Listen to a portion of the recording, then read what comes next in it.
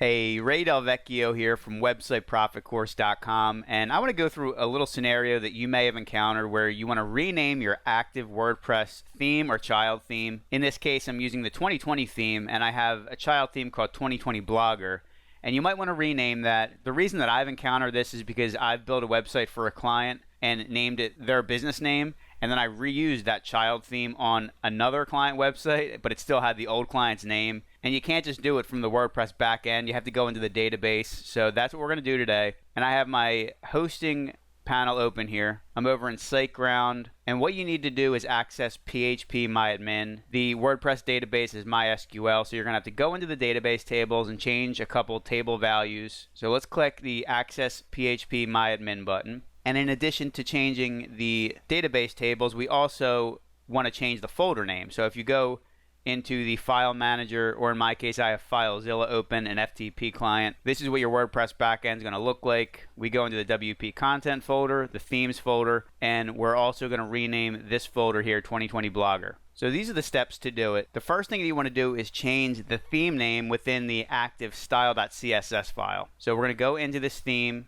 and I'm going to copy over the style.css file, and I'll open that up with Notepad++.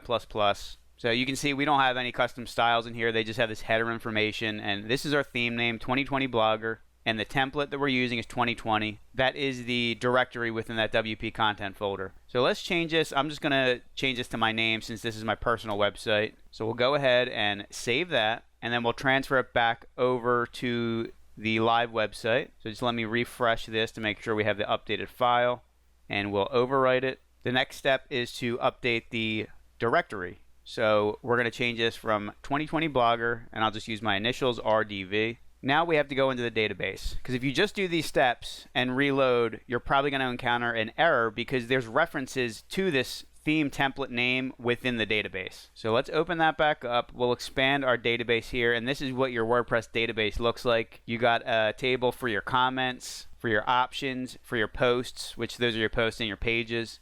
We need to go into the WP options table, and you'll see the information from your WordPress site stored in here, like your site URL, your home URL, the blog name, your admin email. First, we got to show all these rows, because right now they're only showing 25 rows. So I'm going to expand this to 500, and they tell you up here that we have 281 total rows, and then we can filter them. So the first option name that we want to search for is template, and you can see here that the template option name, the option value is 2020.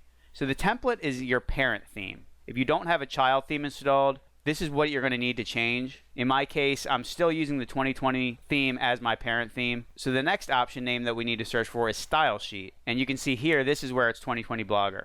So if we click on this, it'll allow us to edit it, and I'll just change that to my new directory name, RDV. There's a few other option names here. So if you search for theme_mods, you can see this option name has the directory appended to it. So we're not going to change the option value, we're going to change the option name. You can also see that this has old themes that I have already deleted from the site. So this is why sometimes it's good to clean up your database. I'm not going to go through all that today, but what we're going to change here is our 2020 Blogger option name, and also change this to RDV. And once again, if you don't do this, you may lose all the settings, like your menus, your widgets, where they're located. The reason we're doing this is that so all that stays in place as you change the name, and WordPress doesn't see this as a new active theme. Next, we're going to look for current theme, and this is the theme name. So if we go back to that style sheet, we can copy our theme name and change that option value. And what you can do here is just search for whatever your theme name was before. So in our case, it was Blogger. This will just pull up any other instances of that theme name within your database. So you can see within here, we have one called Site Transient. I don't think that this needs to be edited. I think transients automatically get deleted from the database. And you can see this one here. This is actually for the 2021 parent theme, not the 2020 theme. So I created two child themes with each of those with the same name. So we don't need to update that. So let me refresh our backend and see if our active theme name changes. And there you go. You can see it's 2020 Ray DelVecchio, and everything's updated there.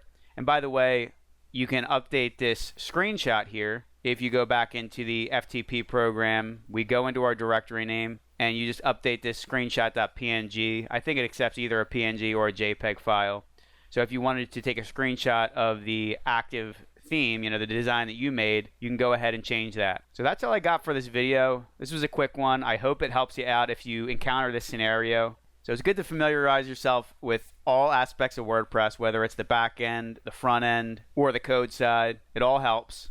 If you are a freelancer and you want to see some of the tools that I use to build and maintain client websites, you can download a free giveaway on my homepage. Go to websiteprofitcourse.com and download that. It's called 15 Tools to Start Your Web Design Business. I also got a bunch of helpful links in the description below if you're more of a beginner, you want an introduction to WordPress, or if you want to set up a blog like I did, you can see how to do that through my training. So check out those links below. Last but not least, give this video a thumbs up if it helped you out. Make sure you subscribe to my channel for future WordPress tutorials. If you got any suggestions of what you'd like to see, leave it in the comments below. I really appreciate you watching this entire video, and I hope you join me on the next one.